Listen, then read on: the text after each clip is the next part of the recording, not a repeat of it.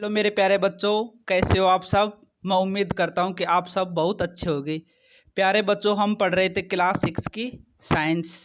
प्यारे बच्चों, ये क्लास आपके लिए बहुत महत्वपूर्ण क्लास है और बहुत ही मज़ा आने वाला है इस क्लास में आपको। प्यारे बच्चों, हमने क्लास 6 की साइंस का पहला पार्ट हमने पढ़ लिया था। चैप्टर फर्स्ट का पहला पार्ट हमने कल पढ़ लिया था और इसका लिंक जो है डिस्क्रिप्शन बॉक्स में दिया गया है। तो पार्ट फर्स्ट आप इसमें डिस्क्रिप्शन बॉक्स में जा कर के आप पढ़ सकते हो। ठीक है प्यारे बच्चों। तो प्यारे बच्चों, हम शुरू करते हैं आज की क्लास। भोजन के रूप में पौधों के भाग। तो कुछ पौधों के दो या दो से अधिक भाग खाने योग्य होते हैं। प्यारे बच्चों, हमने कल पढ़ा था कि पौधों के रूप में पौधों के कौन कौन से भाग हम भोजन के रूप में खाते हैं। तो आज हम देखते हैं कि दो या दो से अधिक भाग भी हम पौधों के रूप में खाते हैं, भोजन के रूप में पौधों के खाते हैं। तो उदाहरण के लिए जैसे सरसों के बीज से हमें तेल प्राप्त होता है एवं इसकी पत्तियों का उपयोग साग बनाने के लिए किया जाता है। जो सरसों होती है उसका जो बीज होते हैं उसका हम तेल निकाल करके और सब्जी बनाने के रूप में काम में और बहुत सारी चीज़ों में काम में लेते हैं। और उस जो पत्तियाँ होती है उनका हम साग बनाने के रूप में लेते हैं। तो इसका क्या मतलब हुआ कि कुछ पौधे होते हैं जिनका हम दो या दो से अधिक भाग खाने के रूप में काम में लेते हैं। जैसे गाजर होती है, ठीक है, गाजर के नीचे वाला भाग भी हम खाने के रूप में काम में लेते हैं और जो ऊपर वाला भाग होता है गजरा, उसका भी हम सब्जी बनाने के रूप में काम में लेते हैं। आप केले के पौधे के विभिन्न भागों के बारे में सोच सकते हैं। जो केला होता है तो केले जो कच्चा केला होता है उसकी हम सब्जी बनाने के रूप में काम में लेते हैं और जो पका हुआ केला होता है उसको हम खाने के रूप में फल के रूप में काम में लेते हैं। ठीक है बच्चों, तो आगे चलिए हम देखते हैं भोजन के रूप में पौधे के भाग।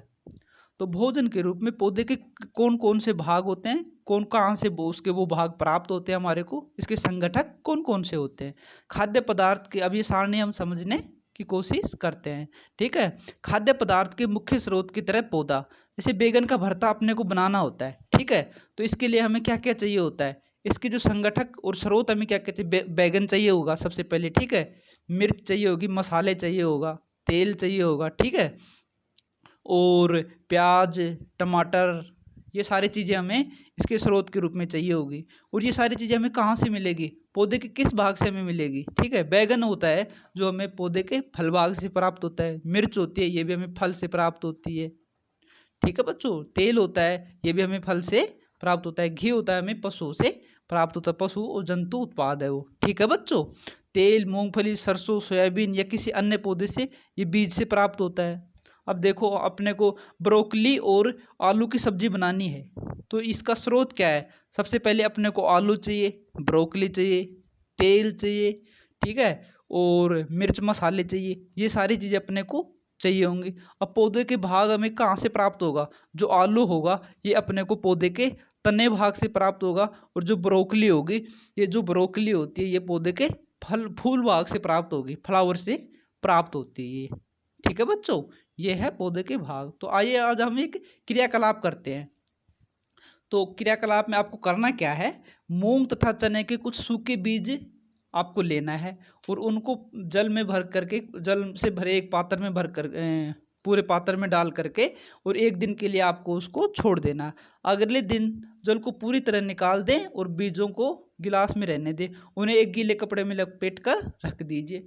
तो सबसे पहले आपको क्या करना है, कुछ चने लेने हैं और मूंग लेने हैं। इनको आपको एक पात्र लेना है, एक कोई भी बर्तन लेना है, उसके अंदर पानी भर करके उसमें डाल करके रख देना है। एक दिन के लिए आपको इनको पानी के अंदर रहने देना है, दूसरे दिन निकालना है। दूसरे दिन जब आप निकालोगे तो आप क्या पाओगे कि इनके कुछ वाइट वाइट जो धागे नुमा संरचनाएं निकल आती हैं। ठीक है, अगर नहीं निकलती हैं तो आप उनको कपड़े में बांध करके रख दीजिए, तो आपको क्या मिलेंगे, धागे में इस तरह से आपके एक वाइट इनकी एक संरचना निकली हुई दिखाई देगी। तो ये क्या होती है, ये अंकुरित हो जाते हैं। क्या आप बीजों में कुछ परिवर्तन देखते हैं, जब आप इनको भिगो करके और कपड़े में बांध करके रख देते हैं तो आपको इनमें कुछ परिवर्तन दिखाई देता है। तो क्या परिवर्तन आप देखते हैं, तो आपको बीजों से बाहर निकलता है एक छोटा सा अंकुर दिखाई देता है। वाइट एक रस्सीनुमा संरचना आपको दिखाई देती है, इसको क्या कहते हैं, अंकुर कहते हैं। अंकुर को सावधानी से धोकर आप खा सकते हैं, ये उबाले भी जा सकते हैं। इनमें कुछ मसाले मिलाने पर ये खाने के लिए एक स्वादिष्ट अल्पाहार तैयार हो जाते हैं। तो ये अंकुरित आहार अपने लिए आप तैयार कर सकते हो। प्यारे बच्चों, भोजन के रूप में जंतु उत्पाद, भोजन के रूप में हमारे को बहुत सारे जंतु उत्पाद मिलते हैं। जैसे अंडा होता है, अंडा हमारे को मुर्गे से प्राप्त होता है। दूध होता है, ये दूध हमें गाय भैंस बकरी से प्राप्त होता है, तो क्या है, ये भी जंतु उत्पाद है। मछली का हम खाते हैं, मछली ये भी एक जंतु उत्पाद है। मांस हम खाते हैं, ये भी एक जंतु उत्पाद है। गाय से हमें दूध मिलता है, भैंस से हमें दूध मिलता है। ये सारे क्या हैं, ये सारे अपने को मिलने वाले एक जंतु उत्पाद है। क्या आप जानते हैं कि शहद कहाँ से आता है, यह कैसे उत्पादित होता है? जो शहद होता है, मधुमक्खी के छाता आपने देखा होगा, तो मधुमक्खी अपने छाते में शहद को एकत्रित करके रखती है। तो ये कहाँ से आता है, किस तरह से वो तैयार करती है, इसके बारे में हम पढ़ते हैं। मधुमक्खियाँ फूलों से मकरंद मीठे रस एकत्रित करती हैं और इसे अपने छत्ते में भंडारित करती है। फूल और उनका मकरंद वर्ष के केवल कुछ समय में ही उपलब्ध होते हैं। अतः मधुमक्खियाँ इस मकरंद का भंडारण कर लेती हैं ताकि पूरे वर्ष इसका उपयोग किया जा सके। हम ऐसे छत्तों में मधुमक्खियों द्वारा भंडारित भोजन का शहद के रूप में उपयोग करते हैं। प्यारे बच्चों, मधुमक्खियाँ क्या होती हैं, फूलों के रस को, जो होता है मकरंद, जिसको मकरंद बोलते हैं, फूलों का जो मीठा रस होता है उसको मकरंद बोलते हैं। मधुमक्खियाँ उस रस को अपने छाते में भंडारित कर लेती हैं, क्योंकि जो ये रस होता है फूलों पे, ये वर्ष में कुछ समय पे ही, कुछ ऋतु विशेष में ही होता है, हर समय ये उपलब्ध नहीं होता है। इसलिए मधुमक्खियाँ फूलों के मकरंद को निकाल करके अपने छाते में इकट्ठा कर लेती हैं और पूरे वर्ष उसको खाने के रूप में उपयोग में लेती रहती है। और इसी जो ये भंडारित करती है मधुमक्खियाँ छाते में, उसी को हम भी शहद के रूप में काम में लेने के लिए वहीं से लेते हैं। तो इस तरह से मधुमक्खियाँ अपना शहद तैयार करती हैं। ठीक है बच्चों, जंतु क्या खाते हैं? प्यारे बच्चों, आपने अपने घर में कई ऐसे पालतू पशु हैं जिसकी आप देखभाल करते हैं। जैसे कुत्ता है, तो आपने देखो कुत्ता क्या खाता है, कुत्ता रोटी भी खाता है और मांस भी खाता है, तो वो मांसाहारी होता है। बिल्ली होती है, बिल्ली क्या खाती है, आप दूध भी पिलाते हो, और वो मांसाहारी मांस की चीज़ें भी खाती है।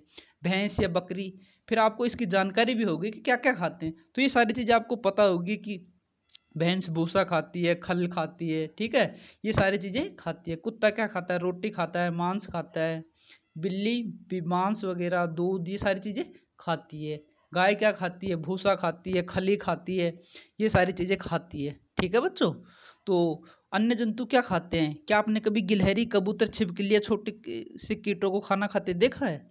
तो ये जो छोटे छोटे कीट होते हैं, जैसे गिलहरी होती है, कबूतर होता है, छिपकली होती है, ये सब क्या खाते हैं? ये छोटे छोटे जीवों को खाते हैं। जैसे कबूतर होता है, कबूतर क्या खाता है, कबूतर दाना खाता है, जैसे गेहूँ, बाजरा, ये सारे जो इनके दाने हम डालते हैं, ये सब चीज़ें क्या खाते हैं, कबूतर खाता है। छिपकली छोटे छोटे कीटों को खाती है। जैसे रात के टाइम में आपने देखा होगा कि जैसे बल्ब जलता रहता है, तो वहाँ पर बहुत सारी छिपकलियाँ आ जाती हैं, और वो छिपकलियाँ आ करके छोटे छोटे वहाँ पे मच्छर या बहुत सारे छोटे छोटे कीट उड़ते रहते हैं, उनको खाती रहती है।